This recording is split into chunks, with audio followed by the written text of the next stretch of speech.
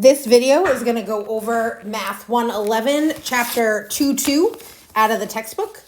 The video follows along with the guided notes that are posted on Brightspace. If you want to use them, you can also take them on your own, whatever works best for you. So Chapter 2 talks about linear equations. A linear equation is just an equation that graphs a line, meaning it increases or decreases at a constant rate. You can write an equation in standard form as ax plus b equals 0. Now, the biggest thing about that is that your exponent is always going to be 1, so you won't see an exponent on the letter. There's no x on the bottom of a fraction, no negative exponents, no x under a radical, which is a square root kind of thing. Those all make them not linear. Any exponent other than 1 makes it not linear. The order doesn't necessarily matter if you can rearrange it into that standard form, but those are ways to tell if it's linear. So if we're looking at these equations, number 1 here, we have x with no exponent, so we meet our exponent requirement. There's no fraction, there's no radical, so yes, this one's linear. If we look at number 2, we have an x with no exponent. It is not on the bottom of a fraction. There's no radical. If we wanted to try to rewrite it in standard form, we could subtract 5 from both sides. And then we have negative 3/4 x minus 5, which is in standard form. So yes, it's linear. Number 3, Number 3, we have a squared. So that automatically makes it not linear. And number 4, we have an x on the bottom of the fraction. So that's obviously instantly not linear. So those are ways to tell really quickly.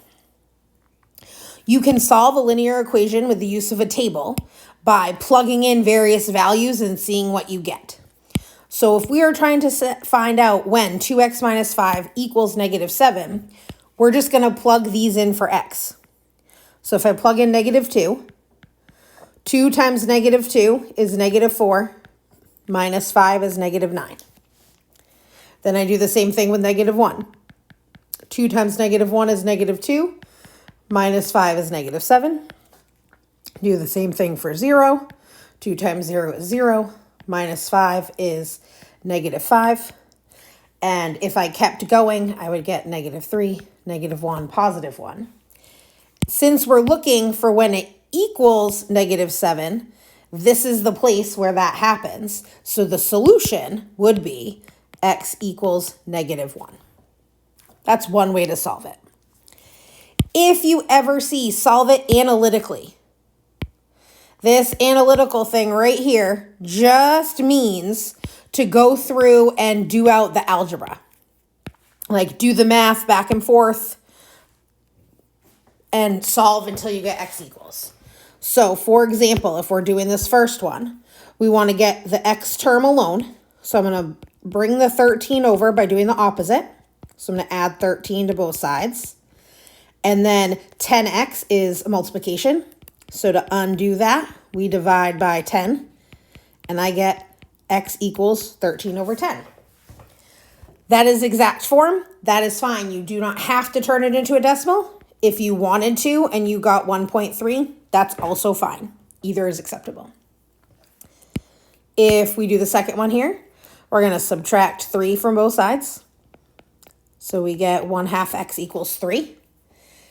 And we would divide by 1/2 to get the x alone. And 3 divided by 1/2 is actually 6. No, it seems counterintuitive, but I can show you on a calculator. 3 divided by 1/2, which is 0.5, you get 6. So there's just a way to show you. This last one, we have x's and numbers on both sides, so we want to move. I'm going to start by bringing the x to the left. So I'm going to subtract like terms, the terms with the same variables. So 5x minus 2x is 3x. This is going to come down. 2x minus 2x is 0, and the 3 is going to come down. Now I want to bring the 7 the other way. So I subtract 7 from both sides. I get 3x equals negative 4. Divide both sides by 3, and I get negative 4 over 3. Now, exact is always preferred. If you do 4 divided by 3 on a calculator, you're going to get 1.3333 and it's going to go on forever. So this is a time where if it says exact, you have to leave it as a fraction. If it doesn't, it's up to you, but I always leave it as a fraction. Again, go by what the directions say. These next two are going through and we're using the distributive property. So to distribute this, we're going to multiply it by everything in the parentheses. So 4 times x is 4x, and 4 times negative 3 is negative 12. The plus x is outside, so we're just going to carry it down. Now we combine like terms. So we have 4x plus x, which makes 5x. We want to bring the 12 over, so I'm going to add 12 to both sides. So 5x equals 12. And then I would divide by 5. So x equals 12 over 5. Again, if you did it out, you would get 2.4, but 12 over 5 is fine.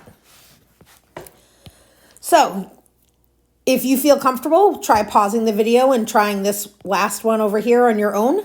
If not, you can watch me go through it. So we're going to distribute. 2 times 3z is 6z. 2 times negative 4 is negative 8.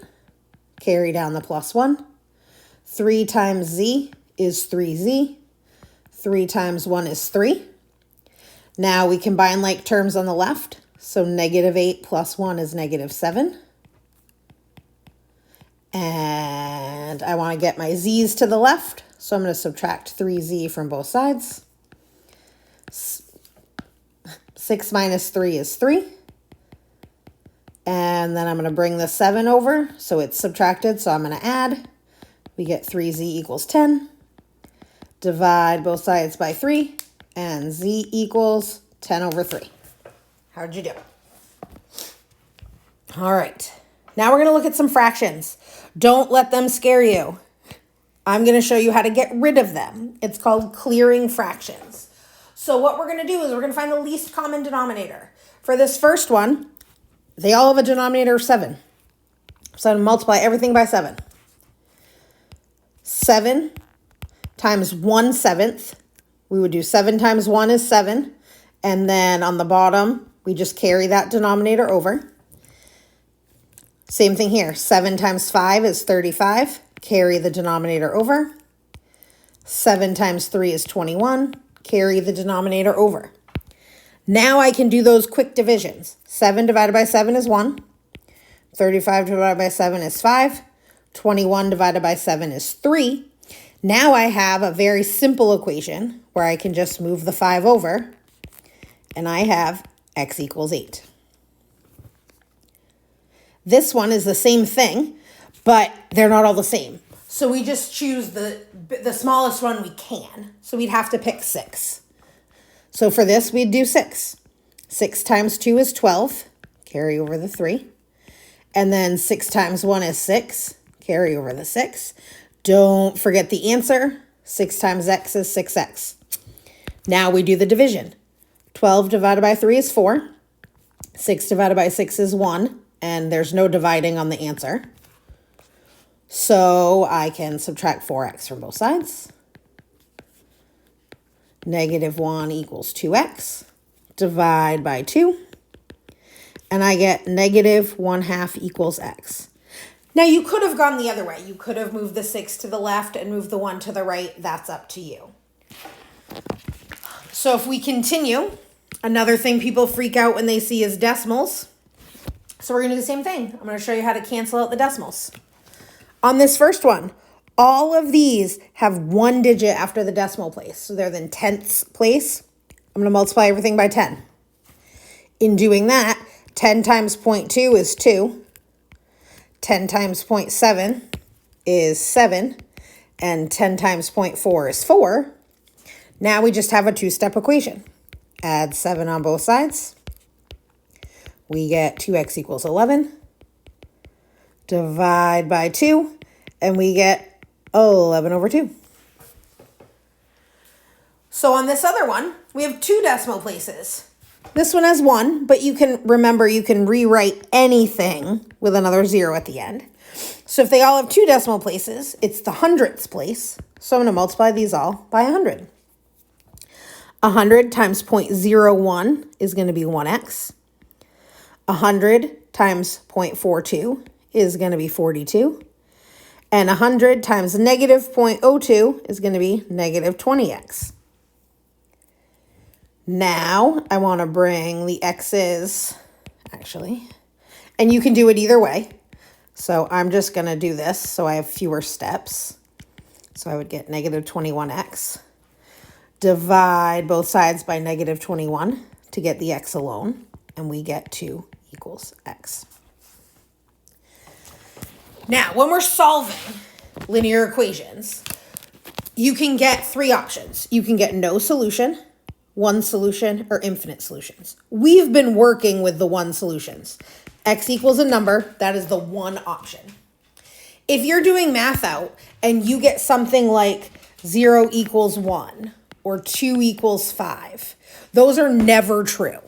So that means there's no actual solution. Infinite solutions would be like 0 equals 0 or 10 equals 10. Those are always true. So that means you have infinite solutions. You can plug in any number and the equation will be true. So let's see an example of each of these. This first one, we're going to distribute. So 2 times x is 2x. 2 times 1 is 2. Bring down the x. Combine like terms on the left, and we get 3x plus 2.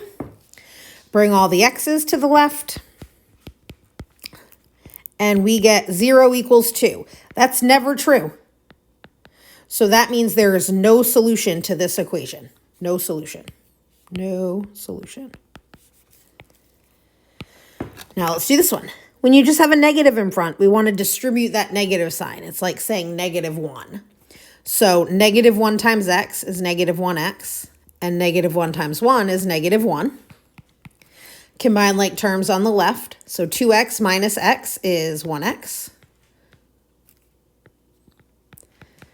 And then I'm going to add 1 to both sides. And I get x equals x, which is always true. So this is when we have infinite solutions. We can put any number in there and it'll make it true. So this one, we distribute. So 2 times x is 2x. 2 times negative 4 is negative 8. Bring the 2x over. You get 3x equals negative 8. Divide by 3. X equals negative 8/3. So we get an actual number. There's only 1 solution. That's how those work. You could see any of these anytime it says solve. The last part of this section is when the directions tell you to solve for a variable. What that means is you rewrite the equation so that it says that letter equals. For example, this one says solve A equals LW for L. So that means we want our final answer to say L equals. So if we have A equals LW, 2 letters are next to each other, it's multiplying. So to get the L alone, we divide both sides by W. And then we get A over W equals L. And the order doesn't matter. You could have put the A over W first. It's just that it equals L. So you can try the other ones if you want. Watch me do one more. It's up to you. But feel free to pause and check it out.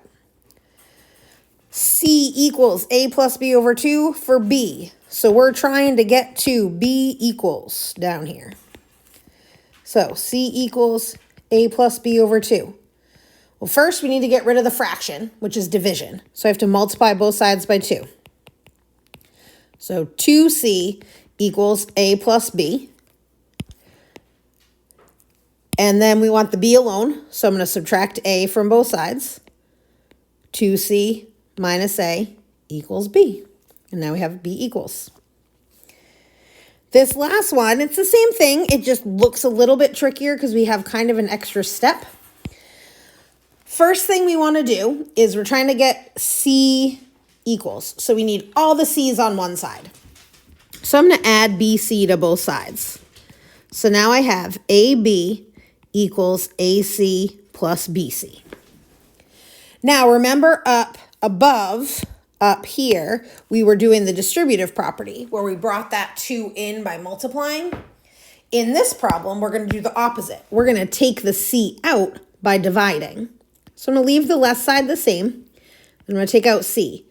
AC divided by C is A, and BC divided by C is B. Notice if I were to distribute this in, I would get AC plus BC. And now I can get the C alone because these are multiplied. So I'm just going to divide by this whole unit in parentheses. And I would get AB over A plus B equals C. So those are the kinds of things you're going to see in 2.2. Let me know if you have any questions.